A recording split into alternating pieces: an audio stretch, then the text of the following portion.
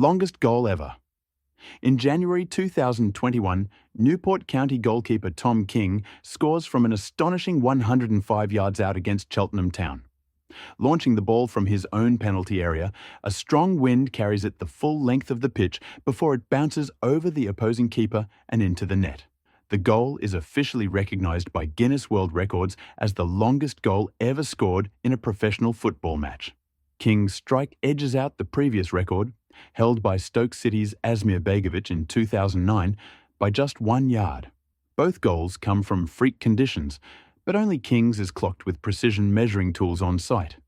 In the post-match interview, King himself downplays the moment, calling it a lucky launch, though fans immediately circulate clips of the goal around the globe. The unexpected record turns a League Two midweek match into viral football history, setting up the next improbable feat. Fastest red card. In 2000, Lee Todd earns a red card just 2 seconds into a match for Cross Farm Park Celtic. The referee blows the opening whistle, startling Todd so badly that he instinctively swears aloud, loud enough for the official to hear. Without hesitation, the referee shows a straight red, citing foul language in the official match report. Todd protests, claiming he simply reacted to the sharp whistle near his ear, not intending to offend. But the dismissal stands, and the record becomes official. The fastest red card in English football history. No foul was committed, no tackle attempted, just a stunned response punished by the strictest interpretation of the rules. To this day, no player has been sent off quicker, and none with a stranger story behind it. Most own goals by a player. Richard Dunn, the Irish centre-back with over 400 Premier League appearances, holds a record no defender wants. 10 own goals, the most by any player in league history. His career spans stints at Everton, Manchester City, and Aston Villa, where his powerful last-ditch clearances sometimes went tragically wrong. One season at City, he finds the net twice against his own keeper, more than some strikers manage going the right way. Dunn's teammates half joke, calling him Unlucky D in training, though few doubt his commitment or timing. His tally edges out Jamie Carragher, who holds the Liverpool club record for own goals with 7. Dunn's mix of aerial dominance and aggressive tackling makes him a classic case of risk meeting reward, except when it backfires. Despite the unfortunate numbers, he remains widely respected for his consistency and leadership. Still, every Premier League highlight reel with an own goal seems to include him. Oldest hat-trick scorer. Teddy Sheringham becomes the Premier League's oldest hat-trick scorer at 37 years and 146 days, netting 3 goals for Portsmouth in a 4-0 win over Bolton in August 2003. Known for his intelligence more than raw speed, Sheringham thrives as a late career forward who reads the game better than most defenders can react. He builds his reputation across spells with Tottenham, Manchester United, and West Ham, extending his top-flight career to age 40. Even with Cristiano Ronaldo returning to Manchester United at age 36 and scoring multiple braces, Sheringham's longevity and triple-goal feat remain unmatched. His 2003 hat-trick is a masterclass in movement, timing, and technique. 3 goals from just 4 total shots. Teammates and commentators describe him as a striker with a chess player's brain, someone who lets the ball do the running.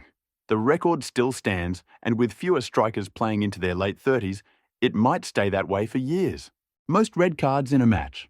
In 2011, a 4th-tier Argentine clash between Claypole and Victoriano Arenas sets the all-time record with 36 red cards issued in a single game. The final whistle blows with the score tied 0-0, but the match is anything but uneventful. A late scuffle on the field escalates rapidly into a full-scale brawl, drawing in substitutes, coaching staff, and even security personnel. Referee Damien Rubino, facing complete loss of control, responds by handing out red cards to every player on both teams, plus substitutes and technical staff. In his post-match report, he notes physical aggression, spitting, and verbal abuse, justifying the mass expulsions. It takes over 10 minutes for order to be restored on the pitch. The Argentine FA imposes sweeping suspensions and fines, using the incident to spotlight growing indiscipline in lower divisions. The match enters the Guinness World Records as the most red-carded game in football history. Fastest goal from kickoff. In 2009, Nawaf Al-Abed stuns the Saudi second division by scoring just 2.4 seconds after kickoff. The shot, taken immediately from midfield, loops over the unprepared goalkeeper and lands in the net before most players take a step. It briefly holds the record for fastest goal in football history until the match is forfeited due to an ineligible player, voiding all official stats. The record remains hotly contested. In 2017, Scottish amateur Gavin Stokes scores in an astonishing 2.1 seconds for Maryhill FC. Video replays support the claim, but the game isn't recognised by FIFA due to its non-professional status. Critics also note that the opposing keeper hadn't finished setting his wall. With no universally accepted governing standard for timing, the fastest goal title remains a grey area. But in terms of execution, both strikes redefine what's possible straight from kickoff. Most goals in one game. On April 11, 2001, Australia demolishes American Samoa 31-0 in a World Cup qualifier, still the largest margin of victory in an international match.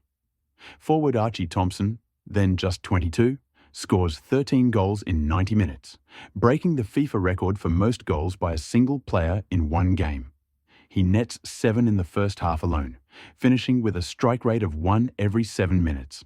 American Samoa, ravaged by passport problems, fields a makeshift squad with several 16-year-olds making their international debuts.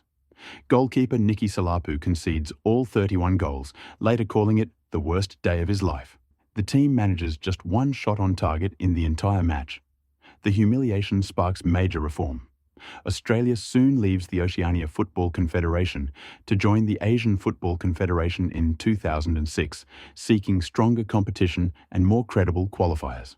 Thompson's record still stands, but so does the question of competitive balance in global qualifiers. Longest penalty shootout.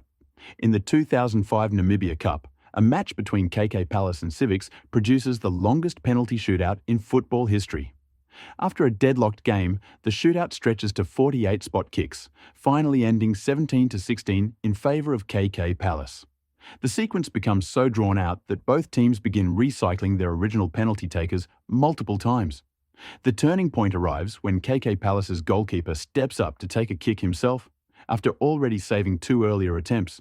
He buries his shot and clinches the win, becoming both the hero in goal and the unexpected match winner from the spot. By the end, several players are cramping or limping from sheer exhaustion. The full match, including penalties, lasts nearly 4 hours. The absurdity and endurance required set a benchmark that still hasn't been matched, and the footage now circulates as a cult classic in African football lore. Longest head tenure. Guy Roux becomes the face of managerial longevity after spending 44 years in charge of AJ Auxerre. First hired in 1961 while still a player, he transforms the tiny French club from amateur regional leagues into national champions.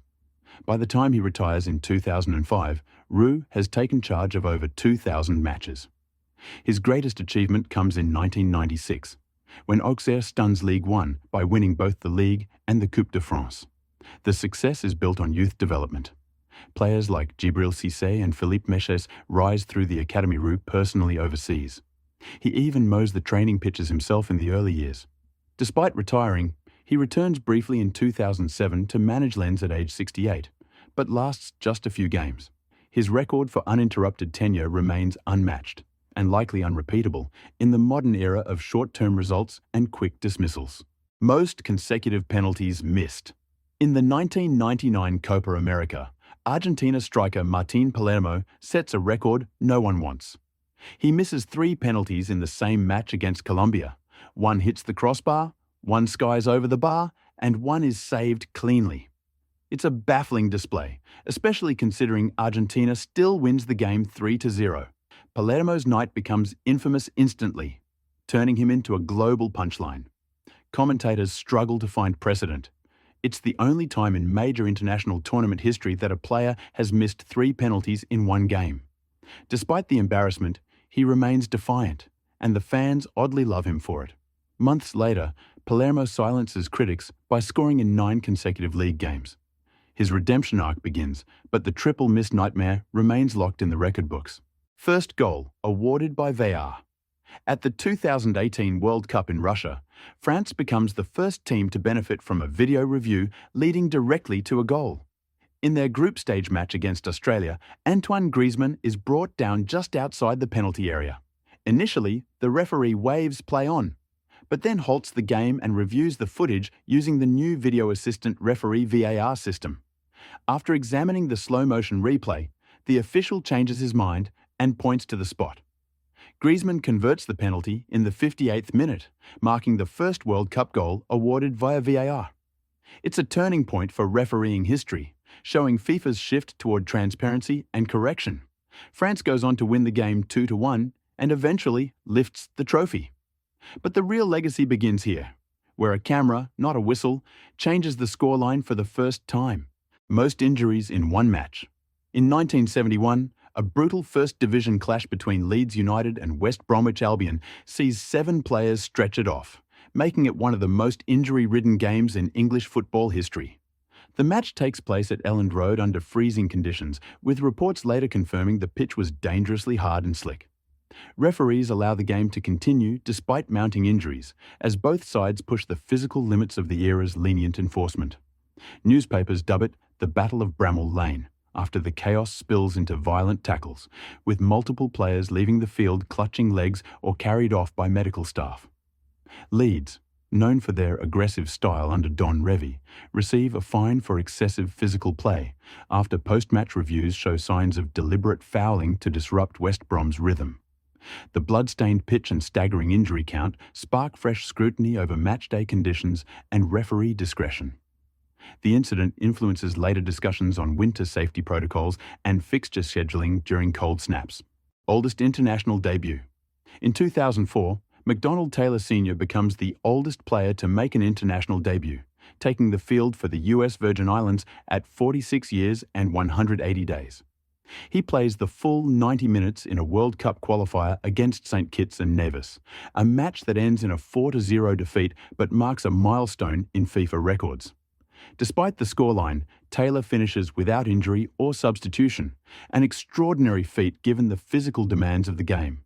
Even more remarkably, his son is also on the squad, making them one of the few father-son pairings to appear together in an official national team fixture. The Taylors' combined caps, while few, draw international attention for the symbolic value more than the sporting impact. After the game, Taylor Sr. quietly retires, having etched his name into history with a single, improbable appearance. His debut stands as both a trivia oddity and a reminder of football's rare capacity for generational stories. Shortest career ever. In 1990, Giuseppe Lorenzo, a striker for Bologna, sets one of the strangest records in Serie A history by getting sent off just 10 seconds into a league match. He punches an opponent off the ball almost immediately after kickoff, prompting the referee to show a straight red before anyone has even completed a pass. It's not just the fastest red card in Italy, it's the fastest in any top-flight European league. The incident turns Lorenzo into a cautionary tale. Although he'd previously scored over 30 goals in Italy's top 2 divisions, his reputation never recovers. Teams hesitate to sign a player who makes headlines for violence instead of finishing. His appearances dry up, and his professional career winds down within a few seasons. He eventually re-emerges as a youth coach, hoping to teach discipline to players who only know his name from a stat sheet. Most goals in a calendar year. In 2012, Lionel Messi scores a staggering 91 goals for club and country, smashing Gerd Müller's long-standing record of 85 goals set in 1972. The total includes 79 goals for Barcelona across La Liga, Copa del Rey, Champions League, and Club World Cup, plus 12 goals for Argentina in international fixtures.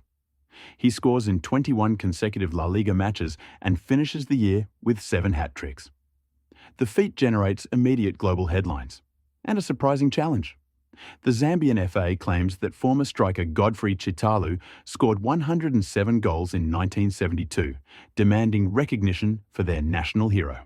However, FIFA declines to validate Chitalu's tally due to inconsistent match documentation, instead affirming Messi's officially sanctioned total.